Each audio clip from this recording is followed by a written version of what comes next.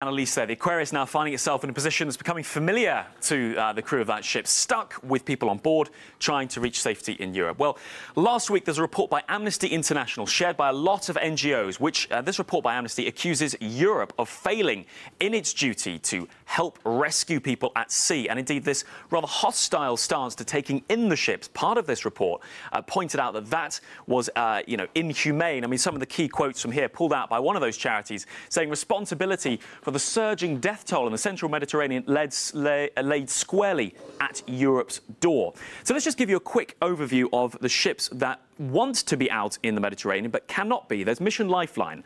Now, they operate a vessel that is currently impounded in Malta. The Maltese authorities proceeding with legal charges against the captain and the crew of that vessel. They are now fundraising to try and get a second ship to get back out at sea. Sea-Watch, who had difficulties themselves with Maltese authorities involving their plane Moonbird and other things as well, demanding a change of policy from Europe, saying the Libyan Coast Guard cannot be allowed to be the only patrol force in the Mediterranean, and that while there is no Central European activity there, civil rescue is essential. Then there's Open Arms, who tried to get back out to sea on Friday, but were ordered back to port. They're waiting for an update today.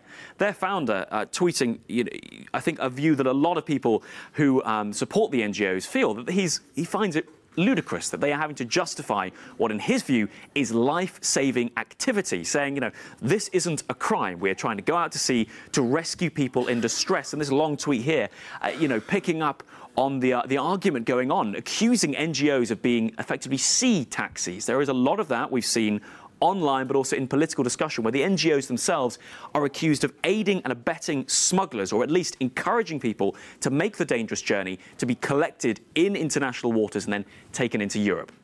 Now, that is a very contentious point. You see it a lot in this discussion, and it's worth saying the data is unclear, and that's coming here from Matteo Villa. He is an analyst, a migration analyst, and in a long Twitter thread, I advise you, if you want to have a look into this, have a read of his workings. But his conclusion here is that at the moment, the decline in European activity in civil rescue could well have an impact on the business models pushed forward by smugglers. But, and this is a crucial but, he says, but there is currently no evidence that these operations are affecting the smuggling business model. The suggestion here being that NGO ships, not sea taxis, or if they are, there's not this evidence, this weight of evidence that other people are pointing out. So what do you think? Has Europe lost its heart? Should this issue be laid at the doors of Europe, or is Europe simply taking a tougher stance on migration?